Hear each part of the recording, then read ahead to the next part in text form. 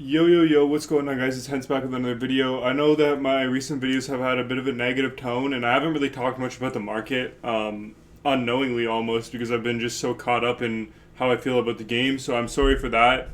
There's been a lot of complaining on the channel. I don't think the game is in a great state right now in terms of the amount of bugs in the gameplay, but at the end of the day, it is the only NHL game that we have, and it's still better than everything else that everybody else has put out. So let's make a content video, market content video that's a little bit more upbeat here. So obviously, we got the two new events, prototypes in fantasy hockey. I've made quite a bit of coins already through these events, but I want to kind of explain what my thought process is for this event and how I kind of predicted what would happen, because I know a lot of people predicted the opposite of what I said, and they were very pessimistic on my opinion, and I ended up being right in the end. Luckily, I think there was a little bit of luck involved there. I don't think that everything that I say is always going to be right, but I did hit the nail on the head with this one, so I'm pretty proud of that. But yeah, here's what I'll say.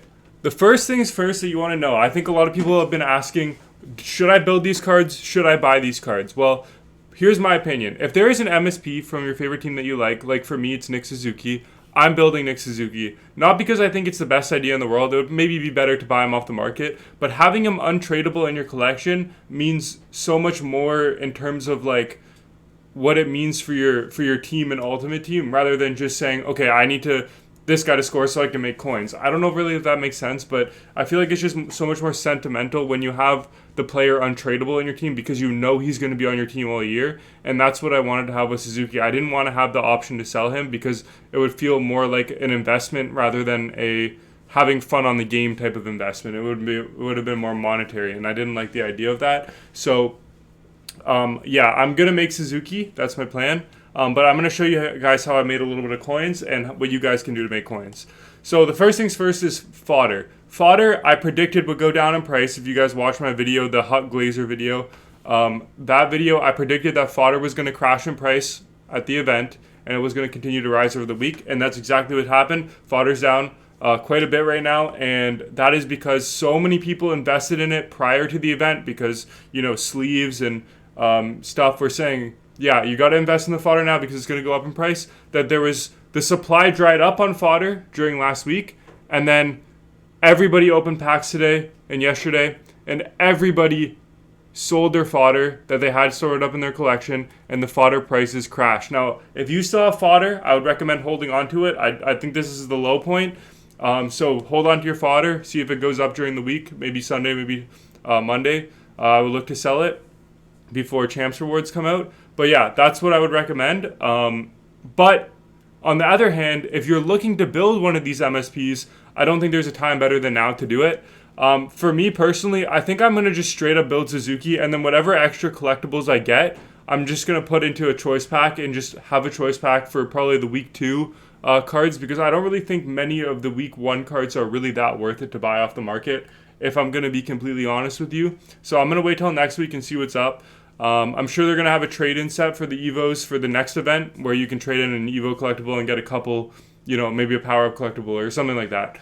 So I would keep your eye out for that. But in terms of what I would do right now, I would invest in fodder right now. I think that's a good place to start. If you're not on a super high budget where you can't afford like the top-end meta cards, I would definitely recommend investing in fodder. I think 83s right now are going for around anywhere from like 3K. Yeah, 3K right now. I'll buy these 2 up just to show you that I'm doing this too.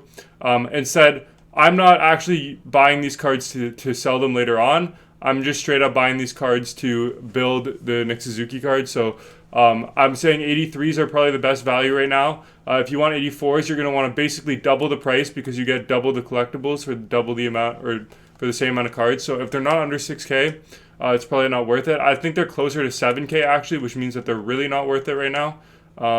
Yeah, so they're like 6,800. Yeah, 6,500. See, that card for me is not worth it to invest in. I think 83s are the best value right now, so I'd look out for them. And those are the cards that I would recommend flipping. Also, when packs reset today or tomorrow or whenever those mega players packs come out, X Factors are always a good option to snipe. You want to be looking at anything that's like far cheaper than the lowest cost. So like if somebody posts an X Factor for 80K or 70K, that's a purchase that you're going to want to make. And then as well as you're going to want to be buying any of the, top tier meta cards. So like the McDavids, the Makars, those type of cards, because they are the ones that are going to go up in price when their supply dries up. Even Jack Hughes and Tim Stützle are other good ones. So yeah, X Factors are definitely a good place to invest. I bought a Suzuki about a week ago for 120, 130K, and I sold them yesterday for almost 200K, so I made a good profit there. But really, where the gold mine is with the fantasy cards. These fantasy cards are such good value every year. It's because there's not a lot of coins in the market at the start of the year, so the prices on them are really low, comparatively speaking. And then as soon as they go to packs, the supply dries up like crazy, and there's so much opportunity to buy these cards while the event is out and sell them for huge profits a couple weeks, couple months later. So if you guys want guaranteed coins and you want a longer hold, I would definitely look at these fantasy hockey cards. They're definitely a good place to look. And even for quick flips, they're a good place to look. So what I've been doing is I've just been sitting on the market.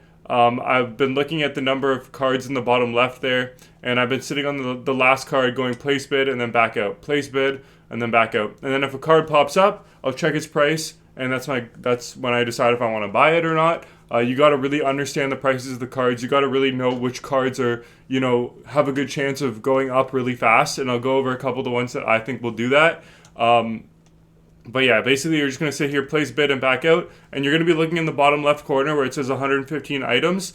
When that says 116 items and you don't see a player pop up on your thing right now, it means a player was posted up at the 2-hour 59-minute, 5-hour 59-minute, 11-hour 59-minute, or 1 day or 3 day mark, where you can kind of go over here and see if there's a snipe available, because a lot of times snipes do pop up here and they don't get bought up right away. So keep an eye on the amount of cards in the bottom left there, because a lot of the times the cards do pop up here and they are pretty good value. So yeah, also bids are a great place to look. There was a Suzuki here that I had on my watch list. I think he did not sell. So this one here is 650,000 coins. It costs about, if you get all the 83s at about 3,000 coins, I think it costs just over 500K. I'll actually do the math right now and let you guys know. So if you build it completely from scratch, it's about 540,000 coins to build them untradeable. So if you can get a Nick Suzuki for 650K, that's why I have him on my watch list. I don't think he's a terrible buy. If one pops up for like 600K, and I don't have the coins right now, but if I did have the coins, that is a purchase I would look to make. I have bought 2 of these fantasy cards for myself because I am looking to build them or to hold on to them to flip. And these are 2 of the better ones. One is a long hold and one is a quick flip. So the long hold that I have is actually in my 4th line right now, and that is Pavel Zacha. I think he's a great one. First of all, he's super meta, 6'4", 200 pounds. So in terms of his height and weight, he's meta. Second of all, he got 26 goals last year on Boston's 2nd line and sometimes even 3rd line. Now he's playing power play 1 and 1st line on Boston. So I think that the goal totals are possibly going to even increase from where they were at last year. Obviously, Boston had an insane year last year, and I don't expect them to repeat that this year. But I do think that they're still one of the best teams in the league. I think a lot of people are sleeping on them. So I do think Pavel Zacha is one of the better ones to invest in. For clarification, I got mine at 460,000 coins this morning on bid. But there's, if you get them for 500,000 coins, I still think that's a decent buy. I've also been investing in some of these 83 overall cards. People list them for min price. I bought these all for 3,000 coins.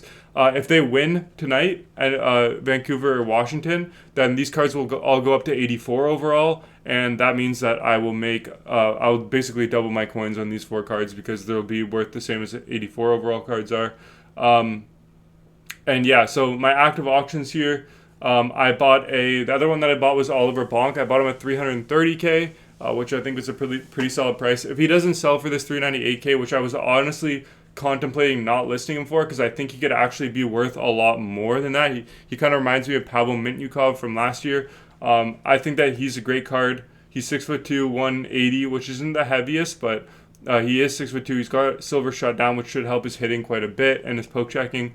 So I think he's a great card. If he goes up in price, That's great. Two-way defenseman too, so two-way defenseman synergy is pretty easy to activate because two-way defensemen are obviously the most popular. So those are the two cards that I bought right now.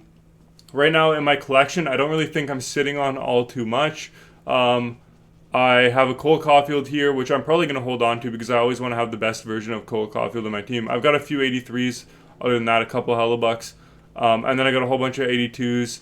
I also think for those of you who aren't going to be looking to build a team builder card right now, or sorry, fantasy hockey card right now, or looking to invest in fantasy hockey cards if you're not participating in that event, I think gold NHL players are a good investment right now. They're pretty down right now because of the mega players packs, and people don't really want to. There's no demand for them to be built right now, so they're going for like 1,000, even less than 1,000 last time I checked. Okay, not anymore, but they were going for less than 1,000 a little bit earlier in the morning.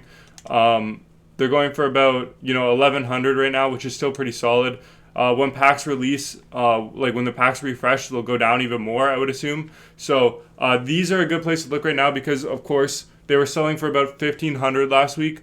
So if they go up back to that price, which I think there's a possibility for that. I think they could go up to 1,500. I wouldn't say that is likely, but I would say it's possible. I would say they're probably going to come out at around 1,300. So if you're making about 200 coins per card, then that's not too bad at all if you're on a little bit of a lower budget, but that's still a little bit of a longer hold.